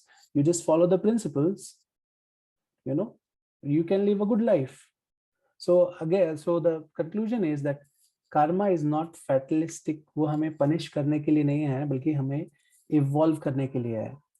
दूसरा, क्लास टीचर ने, जैसे स्कूल का अगर हम लोग एग्जांपल ले, अगर time to time class teacher हमें स्कोल्ड ना करे या हमारी एक मार्कशीट ना हो जिससे हमें हमेशा पता चले कंपैरेटिवली कि हमारा स्कोर पीछे है, तो we will never be motivated to progress, या हम लोग कभी मोटिवेट नहीं होंगे स्टडी करने के लिए। सो जो कंपैरेटिव सिस्टम है जहां हम देखते हैं कि अरे बहुत सारे लोग खुश है दुनिया में, मैं क्यों दुखी हूं, तब हम उसका आंसर ढूंढने की कोशिश करते हैं। Now imagine everyone is unhappy in the world, कोई भी खुश नहीं है, तो आप क्या बोलेंगे? Maybe this is how naturally life is, सर्व दुखम दुखम, that is what people think, but it is not the case. कई लोग जो है देर एंजॉय देयर लाइफ, बहुत अच्छी जिंदगी है, बट हमारी लाइफ क्यों खराब है? So when you compare, then mind जो है वो आपको अर्ज करता है, मोटिवेट करता है to look for a solution. But ये स्टेज भी कब आती है? जब हम माइंड का इस्तेमाल करते हैं या पार्शियली स्पिरिचुअली अवेकन होते हैं। क्योंकि कई लोग ऐसे भी होते हैं जो बोलते हैं अच्छा मैंने दुख के साथ जीना सीख लिया है एंड दुखी मेरा साथी है and so on and so on, अब तो दर्द में ही जीना है। Have you heard of that, you know, comments? So these are the people who are not ready to look for solutions. They act like cowards या failures. So जब तक ऐसे इंसान को और भी बड़ा फटका नहीं पड़ता है, तब तक they are like, so the right way in according to the law of karma, जैसे कि मैंने बताया कर्मा योगा का मतलब ही है, you start with knowing and understanding your problem. आपके लाइफ में जो भी चैलेंज है या प्रॉब्लम है उसको समझने की कोशिश करिए, क्वेश्चन करिए उसके around, you know, why me, why it is there, या what lesson, rather than asking why me, we should ask what is that I have to learn, let me think about it. And then जैसे आप ये सवाल पूछेंगे, you will get some answers या some deductions आपके mind में कि okay ऐसा हो सकता है शायद। For example Covid recently, my body caught infection, so जब मैं रेस्ट पीरियड में था तो I was thinking okay what is the lesson that I have to learn from this? So then I was shown a few lessons. Okay, I was very exhausted in the last 2-3 months that I could not meditate. Office and work का, घर का shifting and काम था, so I could not meditate, I could not exercise. There was hardly time to cook healthy food घर में, so बाहर से लेके मैं खाना खा रहा था. So okay. So that may have an impact on my immunity, right?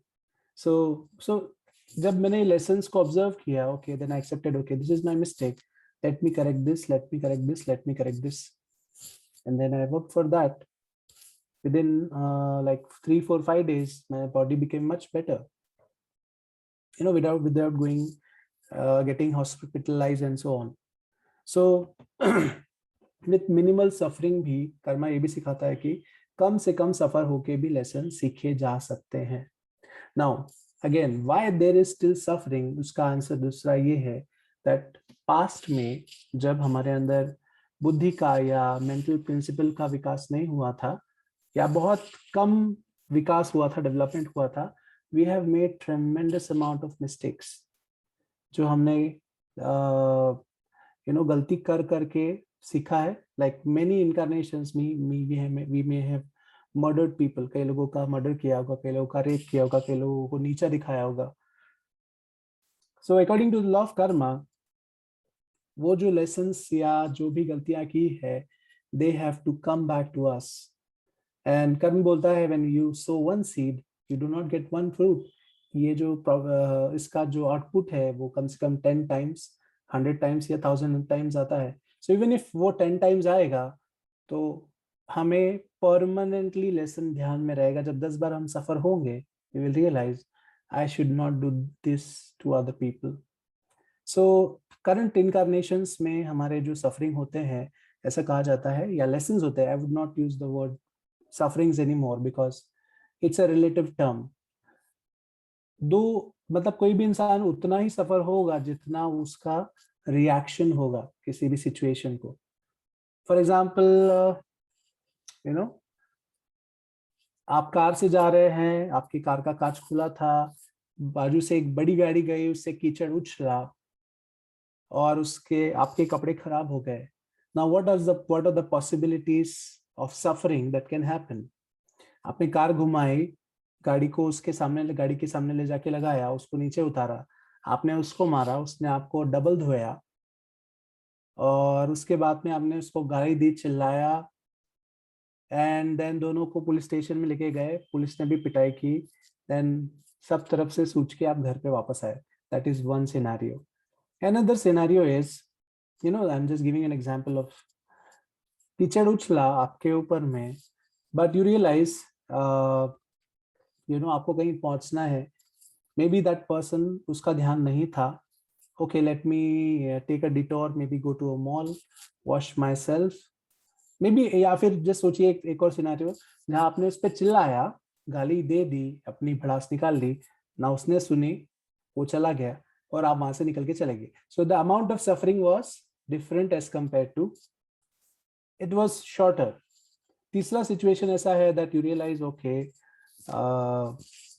मुझे भी कहीं टाइम पे पहुंचना है, let me go to a mall, let me wash my clothes, and you realize कि नेक्स्ट टाइम से आप कांच ऊपर करके जाएंगे. स्पेशली बारिश के दिनों में बड़ी गाड़ियां जो है वो कीचड़ उछालती है. It is very natural. There was no control on this situation. उस इंसान की गलती थी, ऐसा नहीं उसने डेलिबरेटली हमें कीचड़ उछालने के लिए ऐसा काम किया, ऐसा नहीं है. So wise person will say okay, mistakes are made, let me forgive that man. So and then you corrected your action, because generally हम देखते हैं कि सामने वाले की क्या गलती है. My lesson was okay, I should keep the glass up, and maybe AC से भी काम चल सकता है, बाहर की हवा क्यों चाहिए जब मालूम है बारिश है, कीचड़ है. So my lesson was that I should keep the door up. या if you are on two-wheeler, maybe raincoat पहन के जाइए so कपड़े खराब नहीं होंगे. So that is how the difference of suffering in the same situation can happen depending on हम उस situation को कैसे देखते हैं. So कर्मा जो है कई जो लेसन हमें देता है वो इतना होता है, बट उसकी सफरिंग इतनी इसलिए होती है बिकॉज हमारा उसको रिस्पॉन्स कैसा है. सो अगर ऐसा कहा जाता है कि if you want to solve your problems in life you have to become mentally polarized. Now ये जो शब्द है कॉम्प्लिकेटेड शब्द मेंटल पोलराइजेशन, इसका एक सिंपल अर्थ ये है दैट व्हेन प्रॉब्लम कम्स उसको रिएक्ट मत करिए, पहला पॉइंट. दूसरा पॉइंट,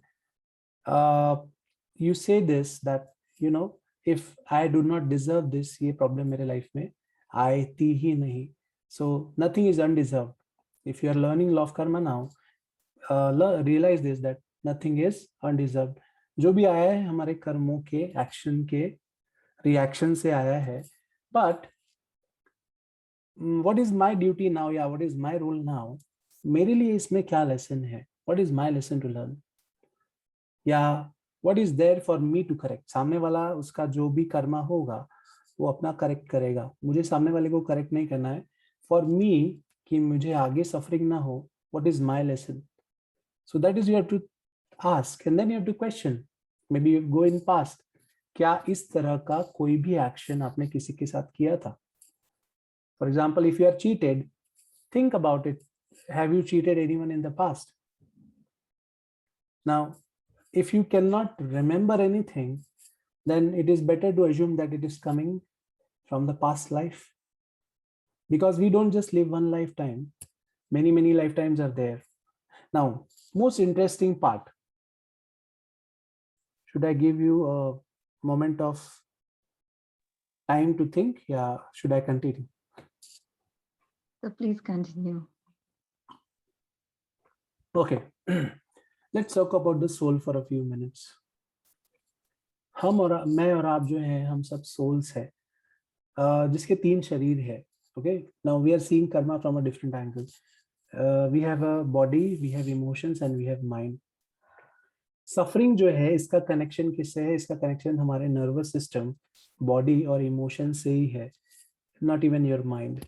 आत्मा जो है, या आप और मैं जो है आत्मा, it is beyond even the body, emotions and mind. So her incarnation में या हर जन्म में जब आत्मा पुनर्जन्म लेती है या बर्थ लेती है, सो गॉड की काउंसिल में there are departments. So there are different departments like Department of Education, Department of Human Development, कि इंसान ने तक प्रोग्रेस करके कहाँ से कहाँ जाना चाहिए आने वाले 100 सालों में, Innovation and Technology and so on. And there is a head, spiritual head for it. So इसी तरह से there is a Auditing and Accounting Department. So इस Auditing and Accounting Department को हम बोला जाता है the Akashic Records. या फिर they are also called Lipika department or the Akashic Records या law या Department of Karma या Bank of Karma, whatever you want to say, understand. So इस department में जो agents होते हैं या officers होते हैं, they are called the Lords of Karma. So there is not one Lord, there are actually 7 different heads. And in 7 different head के अंदर में कई सारे आत्माएं जो है वो आती है. Now in 7 different heads के अंदर में कई सारे accounting officers आते हैं. And these accounting officers are called the Lipika Lords.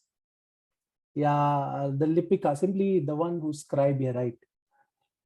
Now इनका काम है, they are extremely intelligent beings या देवास, जो हमारे हर एक विचार, हमारे हर एक एक्शन का note रखते हैं from many incarnations. So they have the entire like library जहाँ हमारा पूरा record है. So every time a soul incarnate या उसका पृथ्वी पे जन्म होता है, just before the birth, आत्मा जो है वो इस डिपार्टमेंट में जाके अपना रिकॉर्ड मांगती है और पूछती है कि ऐसे कौन से लेसन है जो मेरे लाइफ में मुझे लर्न करने के बचे हुए हैं.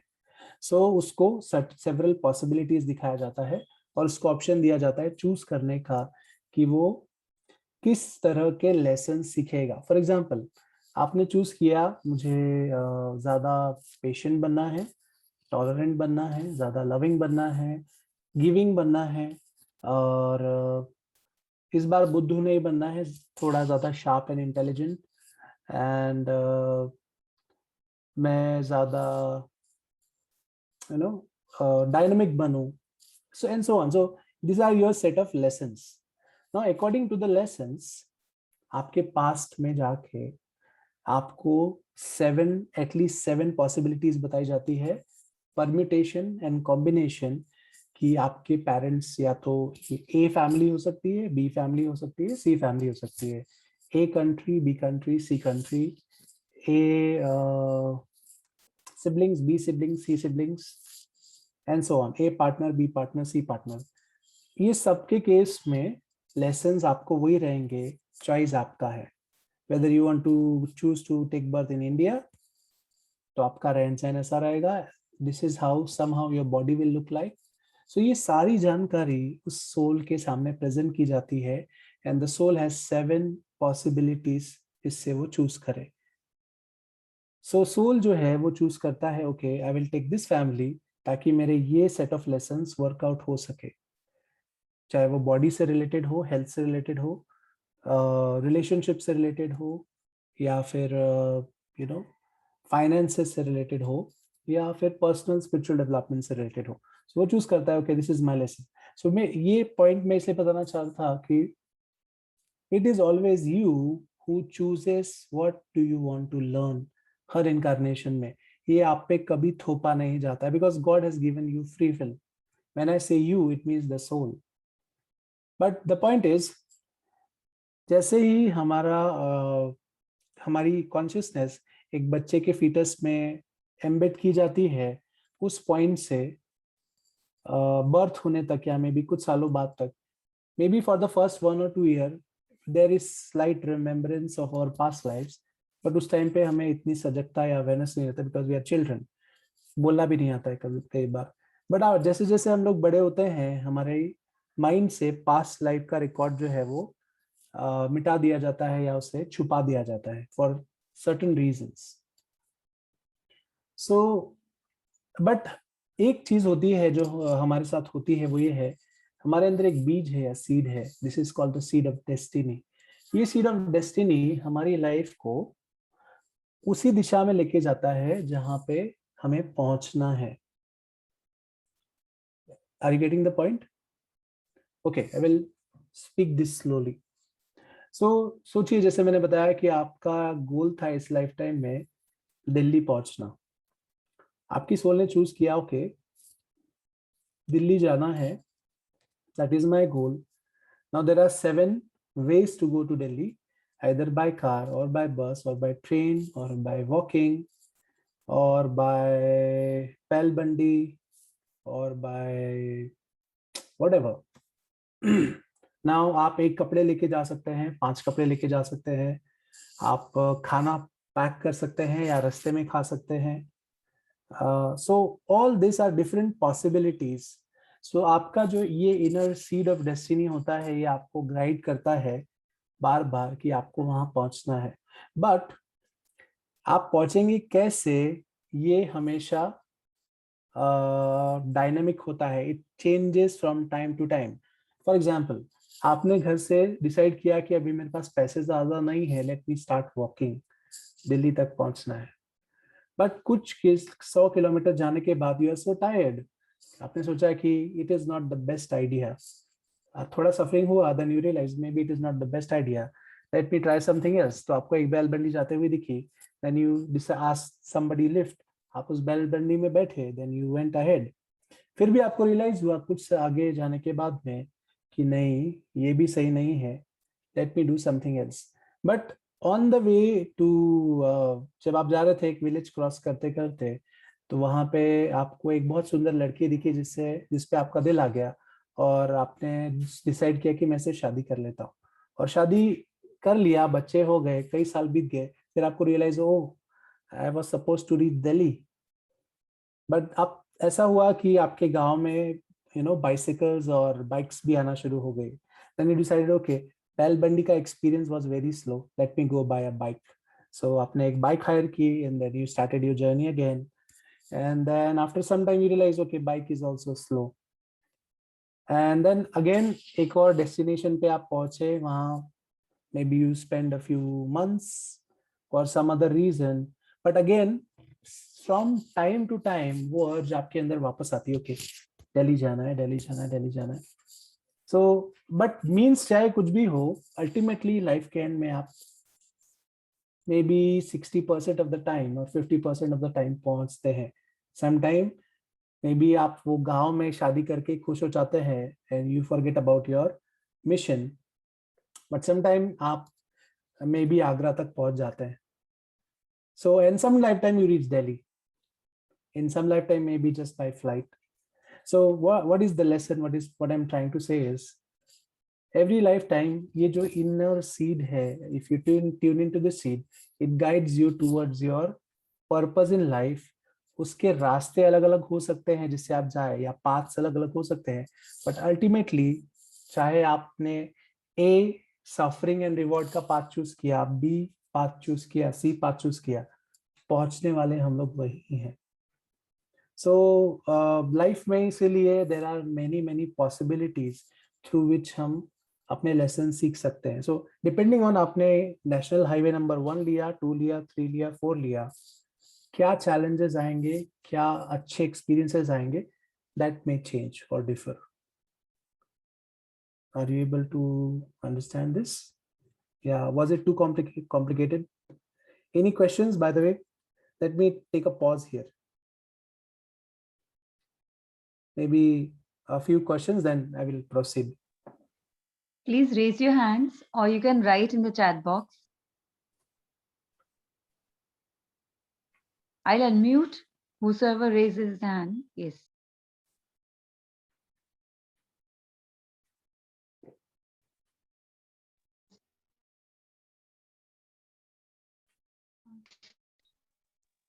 हेलो हेलो जी हेलो बोलिए, हेलो। जी बोलिए, या बोलिए, आपकी आवाज आ रही है। हाँ, आपने जैसे बताया है कि मेनी वेज है, मेनी पाथ्स है जाने के लिए, तो कर्म कैसा पाथ चेंज करेगा अपना?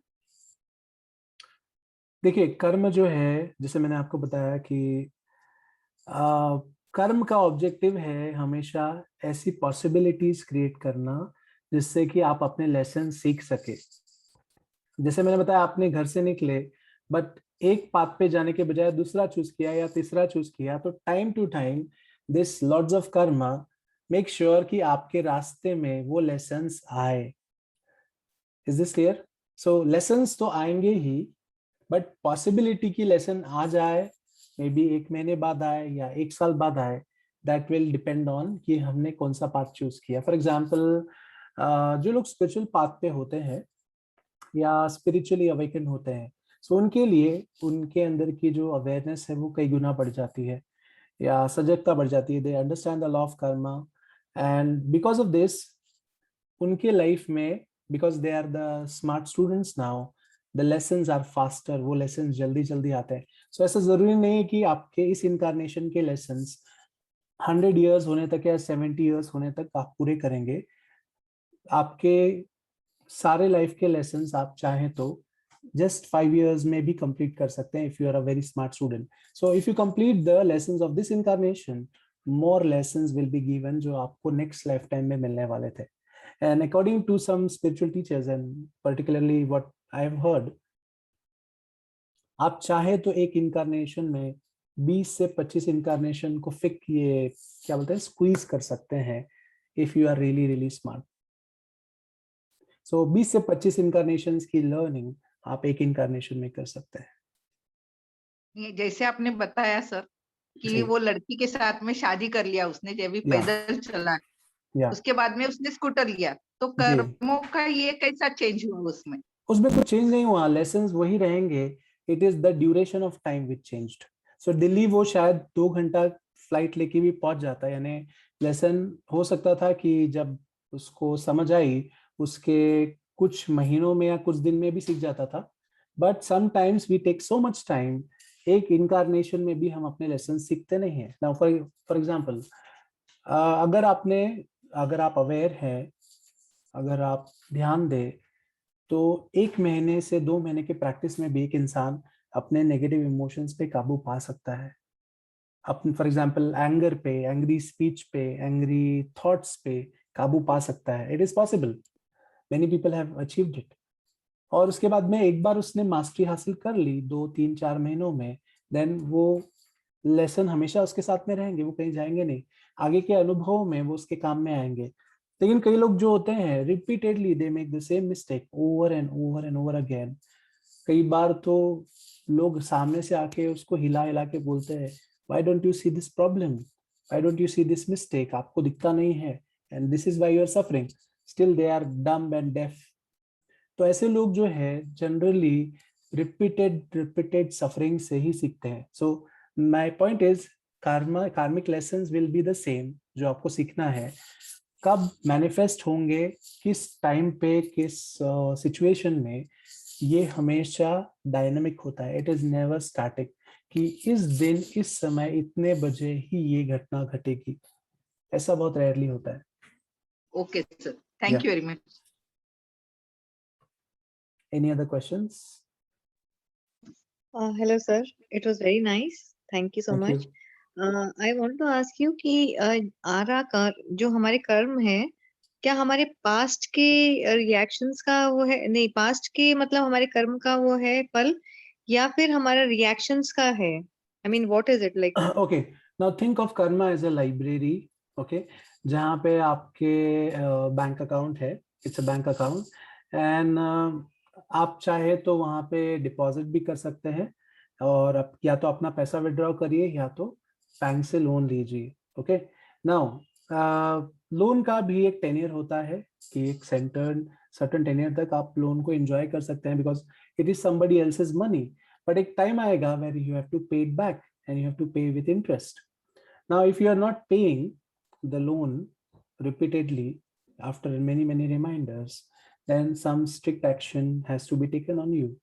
Now depending on the bank and depending on ki are you taking a housing loan या you are taking a personal loan, आप पे लीगल एक्शन उसके हिसाब से होगा. So may be if it's a housing loan, so it may be हो सकता है कि आप पे सीरियस एक्शन या सिवियर एक्शन 20 साल के बाद हो, because the amount is really huge और बैंक ने देखा कि आप मे बी सही में केपेबल नहीं है. सो 20 years they will not say anything, but after 20 years they will start giving you actions. So कुछ कर्म ऐसे होते हैं जिसका रिएक्शन इमीडिएटली आता है, बट कुछ कर्म हमारे एक्शंस इतने सिवियर होते हैं. For example if you have murdered somebody, obviously जिसको मारा है आपका कर्म उससे अटैच हुआ है, सो वो जिंदा तो नहीं हो सकता वापस आपको मारने के लिए. So how is the karma neutralise?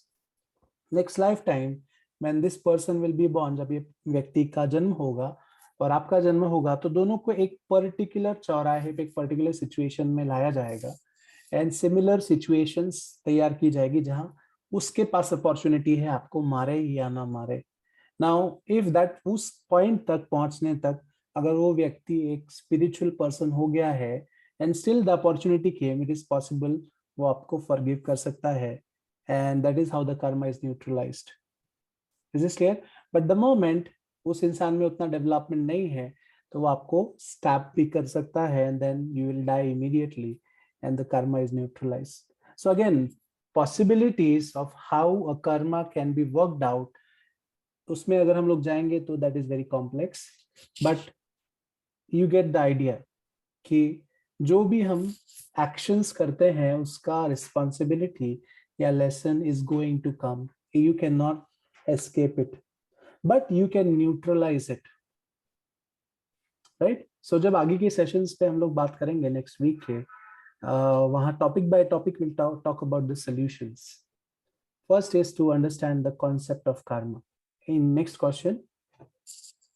The question is the ways to handle reactions of the sufferings. Yeah, so ways to handle pay. One I can share is learning the lesson that has to be learned. The first thing is, now if you want to really deal with life and karma realistically, first attitude जो हमें mental attitude होना चाहिए, because actions will follow, is the attitude of responsibility. You have to become responsible person. You have to say, okay, if I have not made a mistake, nothing can come to me. क्योंकि ये जो law है या principle है God का बनाया हुआ है, it's an absolute law. God will not find any fun in hurting you. You know, ईश्वर जो है वो क्रूअल नहीं है कि हमें सफरिंग देने में उनको मजा आता है, but certain lesson has to be learn in a certain way.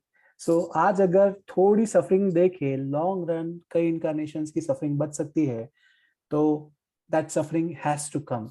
Now the question is, who is suffering? It is your body, it is your emotions, it is your mind, but it is not the soul. You are simply the observer. So जब ये realization आता है, okay, I am not really the sufferer, it is my body which is suffering. Now then you start to think in a different light. Now जब आप सोचते हैं कि मैं body हूँ, मैं emotions हूँ, मैं mind हूँ, then you start to react. And दूसरा point ये भी है कि जब आप ये सोचते हैं कि मेरे जीवन में suffering आई ही क्यों, ये अनरियलिस्टिक एक्सपेक्टेशन होता है. That is why we suffer more. क्योंकि हम सोचते हैं हम इनविंसिबल है, हमें तो कभी कुछ होगा ही नहीं, क्योंकि हमने कभी किसी का बुरा किया ही नहीं. And that is an incorrect thinking process. हम इस दुनिया में आए ही हैं because we made so many mistakes, and अगर हम आज भी इनकारनेट हुए हैं, then definitely there is a huge chunk of karma जो हमें वर्कआउट करना है. Now the question is, karma is not just bad karma, karma is also good karma. And the good news is there is more good karma than negative karma. Can I give you an example? How many times in a year are you sick? How many times in a lifetime does a person fall sick? Any answers? Maybe once a year you have cough and cold. Once every maybe 5-7 years, maybe some sickness. Maybe major sickness like COVID हुआ अभी. But maybe after 40-50 years, वो भी अगर आपने ठीक तरीके से life को ये बैलेंस नहीं किया तो may be a terminal sickness. But वो टर्मिनल सिकनेस भी मे बी 3-6 महीने रहेगी, साल भर रहेगी, ज्यादा से ज्यादा 2 साल रहेगी. How long is your life? 70 years, 100 years, out of which collectively suffering जो थी, it was just 5 years. So what was there more, good karma or negative karma? What do you think? Nothing is free. Karma एक चीज और सिखाता है. Nothing is undeserved, nothing is free, everything is entitled. So आज अगर 70 years में से 65 years अच्छा health आपका है, it is not there for free. You have earned it through hard work. अपने पिछले incarnation से और इस incarnation के action से आपने उसको earn किया है. Don't think it is just given because सबको मिला है. Some people are born with illness, by the way. By birth they are deformed, and वैसे ही body में उनको throughout रहना होता है. So think about it. Are you sad all the time? Are you sick all the time? Do you have financial difficulties all the time? No. There are phases, and these phases are short. Maybe sometime relatively, maybe 5-6-7 years, but definitely not for your incarnation. But अगर आप उनमें से एक हैं जो लाखों में एक या करोड़ों में एक हो जिसको throughout the life there is financial suffering, or there is emotional suffering, or there is relationship suffering, then it means that your soul has chosen a very heavy karma.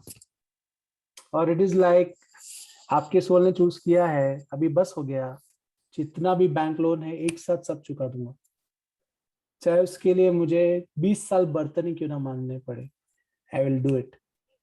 So even that decision you have chosen. Law of karma is just an accounting department. They are not imposing anything on you. They are simply the ones who are helping you in manifestation of your wish, जो आपने उनके पास में list दी थी पैदा होने से पहले. Okay, this is what I want. These are my lessons. उसके लिए आप जो भी सिचुएशन बनाएंगे, I accept it. आपने साइन किया, पेपर दे दिया. Now they are the ones playing the role. या वो बोलते हैं ना बैकग्राउंड. जब मूवी बनती है तो कितने सारे प्रोड्यूसर्स, डायरेक्टर्स एंड एक्टर ये होते हैं, what do you call them,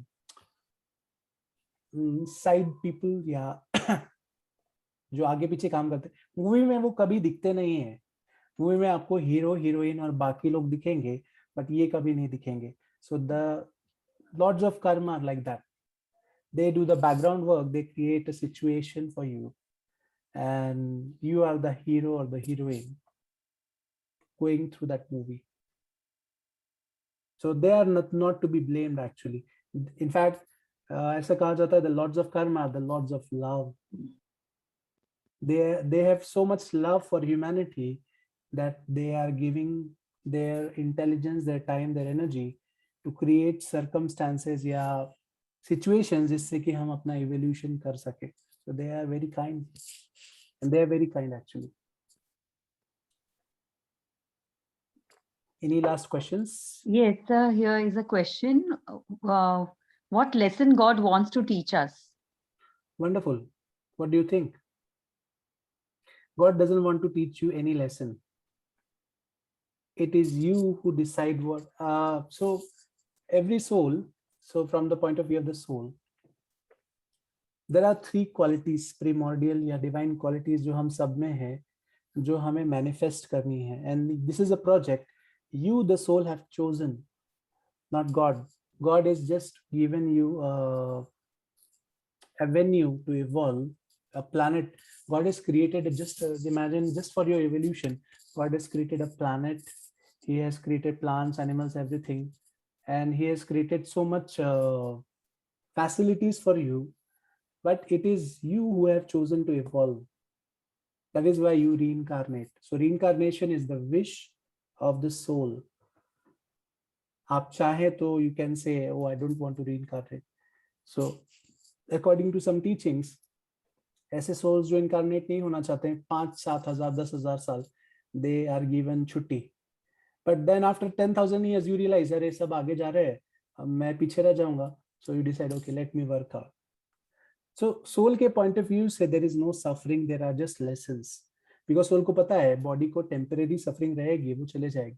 But जब हम body में आते हैं and especially जब हम spiritual path पे नहीं होते हैं, we become very forgetful.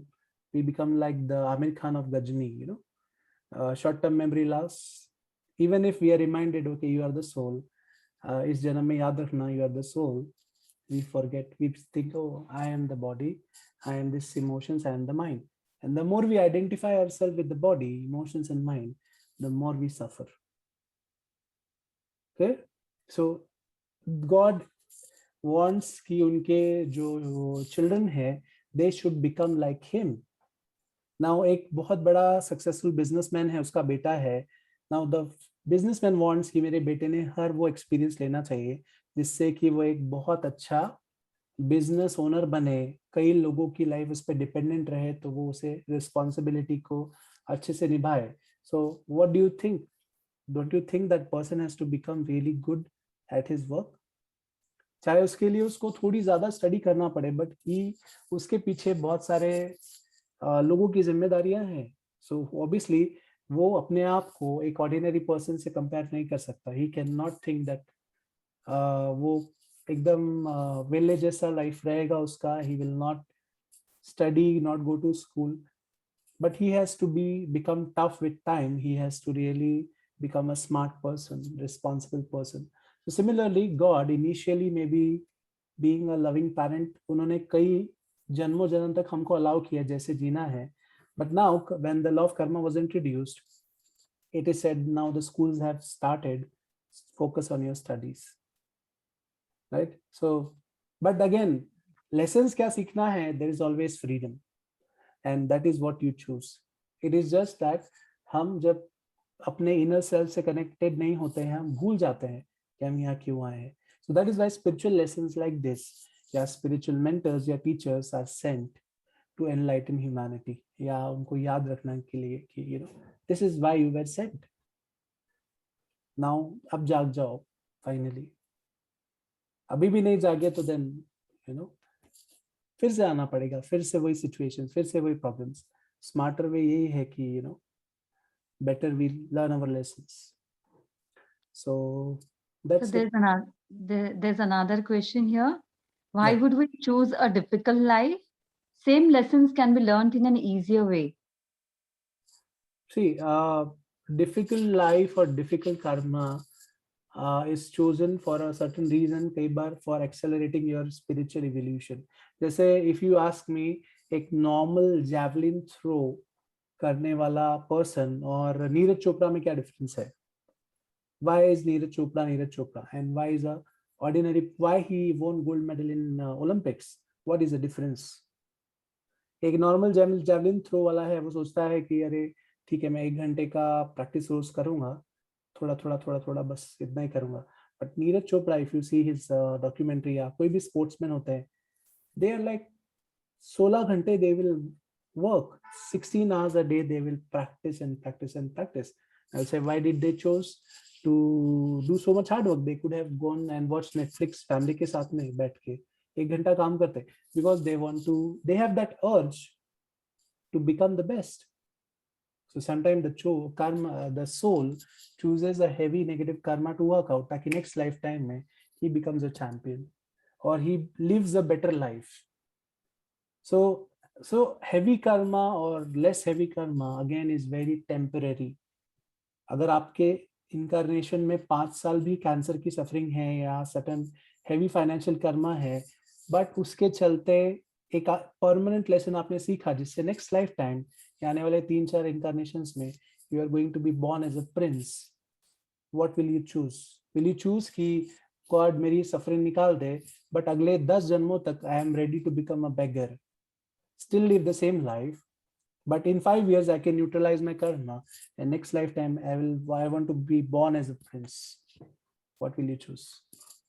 So that's what the soul chooses.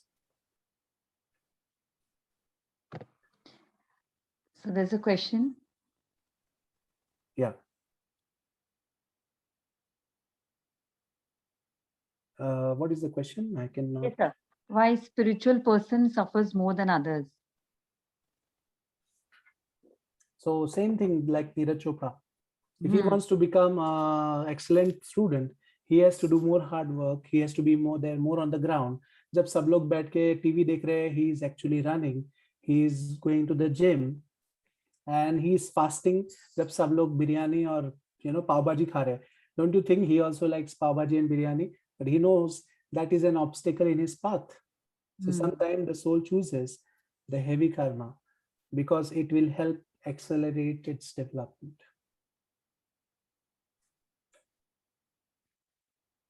So last question. When we think in mind means bhava, that also does that also become our karma? Are you talking about thought? Or the emotions? Acha, bhav. Everything has creates written. everything. So bhav is actually feeling, according to what I understand. Thought is actually vichar. So विचारों में और भावों में फर्क ये है कि जब आप मेंटली किसी को हर्ट करते हैं या मेंटली कुछ अच्छा करते हैं, the karma is going to come back to you on the same plane. जब इमोशनली करते हैं, the karmic suffering or karmic reward will be on the emotional level. For example, if you smile at someone, somebody will smile back at you. If you mentally किसी के बारे में, आपने देखा होगा कभी, जब किसी व्यक्ति के बारे में हमेशा एक पॉजिटिव इमेज आपके साथ होती है, जब भी आप उस व्यक्ति से मिलेंगे, आपका पर्सनल एक्सपीरियंस उस व्यक्ति के साथ अच्छा ही होगा. पर जिन लोगों के बारे में हम मेंटली भी क्रिटिसाइज करते हैं, बार बार एक पर्टिकुलर इमेज उनके बारे में फॉर्म करते हैं, यू विल नोटिस स्टिल वो इंसान का बिहेवियर फॉर स्ट्रेंज रीजंस हमारे पास वैसा ही होता है, रिपल्सिव होता है. सो जिस क्वालिटी की एनर्जी, चाहे वो मेंटली हो, इमोशनली हो, हम प्रोजेक्ट करेंगे, वैसा ही रिस्पॉन्स हमारे साथ आएगा. इसकी छोटी सी स्टोरी है, and then will finish. It's a very interesting story, अभी याद आया.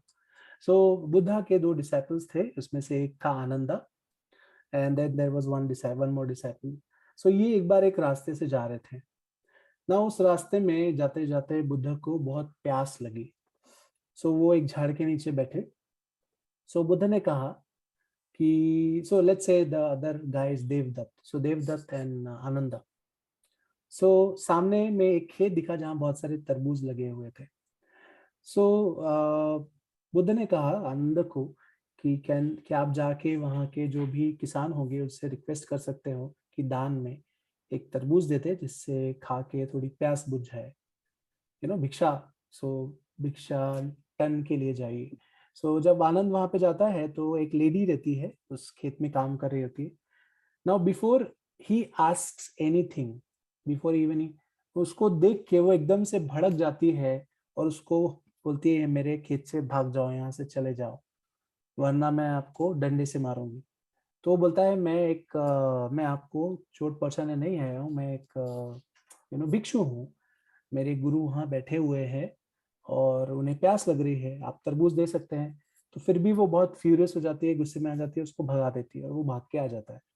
सो जब वो वापस आता है तो बुद्ध को बोलता है, पूरा इंसिडेंट बताते हैं, and then Buddha smiles and वो बोलते हैं कि इसको भी मत भेजना, वो उसको भी भगा देगी. बट बुद्ध देवदत्त की तरफ देखते हैं और बोलते हैं कि देवदत्त, क्या आप जाके भिक्षा में तरबूज ला सकते हैं? सो वो गुरु की आज्ञा फॉलो करके जाते हैं. And the moment he reaches there, surprisingly वो लेडी जो है उसको बहुत प्यार से वेलकम करती है, बोलती है, आइए भिक्षु जी, आइए बैठिए, मैं आपको पानी पिलाती हूँ, और आपको क्या चाहिए बताइए, मैं आपको सेवा करके आपकी बहुत मुझे अच्छा लगेगा. तो बोलते हैं, मेरे गुरु बैठे हैं, उनको अगर आप कुछ दे. तो वो उस खेत का सबसे बड़ा तरबूज लाके इनको देती है, and she says thank you thank you thank you.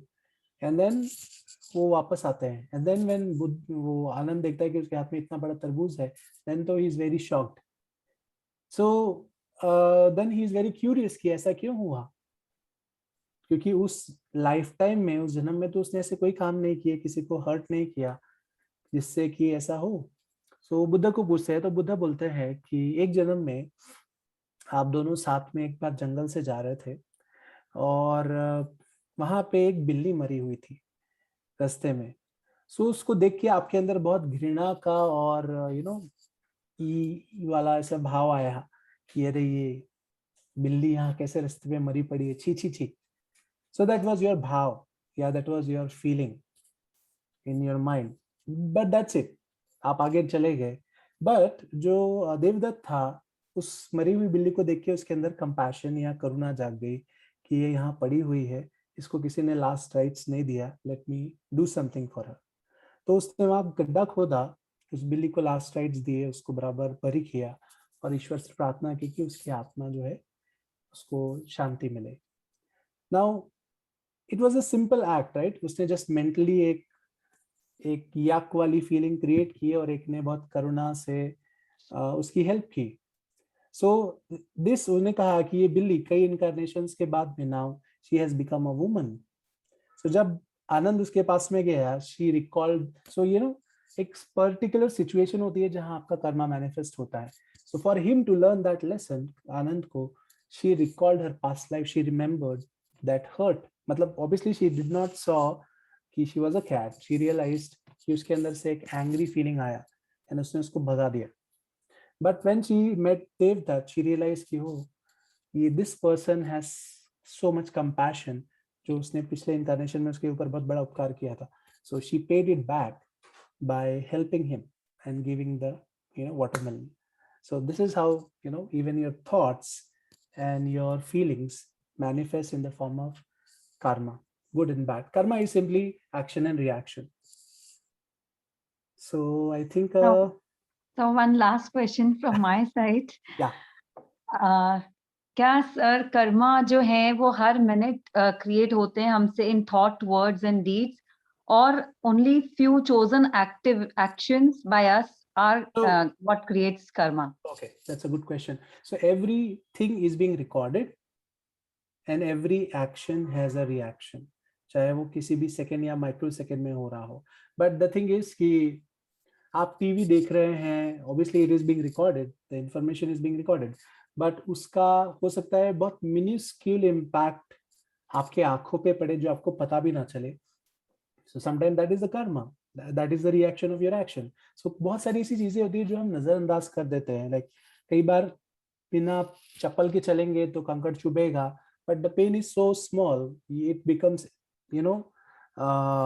आप उसको एक पूरी तरह से इग्नोर ही कर देंगे। बट देन आपके एक्शन का, बिकॉज आपने जूते पहन के नहीं चले, देयर इज अ रिएक्शन, चप्पल में वो पैरों में वो चुभ रहा है, and so everything is being recorded and there is a reaction coming back to us.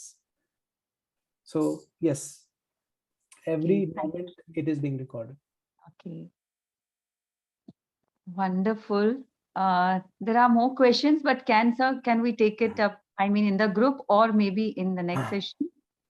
Yeah, we can answer at the end of every session, maybe some questions, general questions also, depending on the time. Question which is being repeated here is non-veg eating, will that create karma? Everything creates karma or actions or reactions.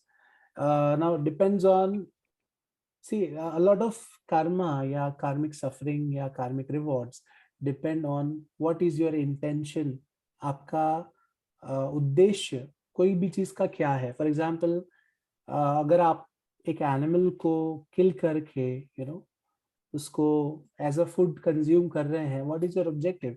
Is this the only food available? That is the first question.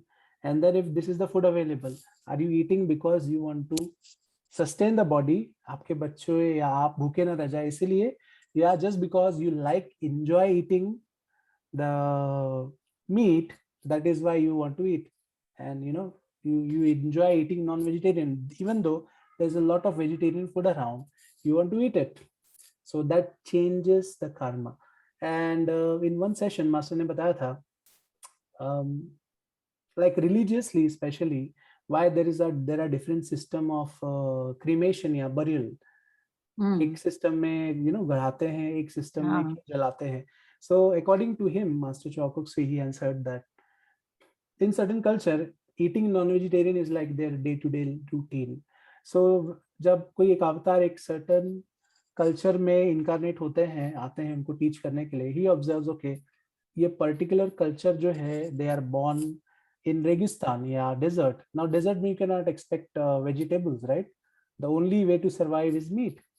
But वो teacher या great अवतार देखते हैं कि animal को किल करने का तरीका बहुत ब्रूटल है. उसका एक टांग काटते हैं या सिर्फ गर्दन काटते हैं, बाकी तड़पते रहता है, और उसको प्रॉपर ये भी नहीं करते हैं, मतलब थैंक्स भी नहीं करते कि उसकी वजह से we are alive. Then the teacher teaches them the right way to, sacrifice the animal, say thanks to them, and then properly usko cook karna hai, and then you eat it. And then he says that according to that karma, the teacher जो अवतार रहते हैं वो बोलते हैं कि आपके धर्म में या इस सिस्टम में जब भी किसी की मृत्यु होगी उसको जमीन में गड़ा दो. So what will happen? जैसे ही जमीन में बॉडी जाएगी, बहुत सारे जीव जंतु उसके बॉडी को डिकम्पोज करेंगे, and that way some karma towards animal kingdom will be neutralized. But if you're born in a, in a kingdom जहाँ पे बहुत सारे vegetables है, vegetation है, so the teacher that will come, वो बोलेंगे कि because there is so much vegetation greenery, why don't you consume, vegetarian diet? But then still there is some karma towards the plant kingdom. So how is that karma neutralized? So जब cremation होगा या मृत्यु होगी तो उसके body को जलाने के लिए लकड़ी का इस्तेमाल होगा. So by burning through the woods, certain karma towards the plant kingdom is also neutralized. So karma is in everything, not just eating in non-vegetarian diet. But आप किस intention से खाते हैं कोई भी चीज, that changes your karma, that changes your reactions or karmic liability. I think that's the answer.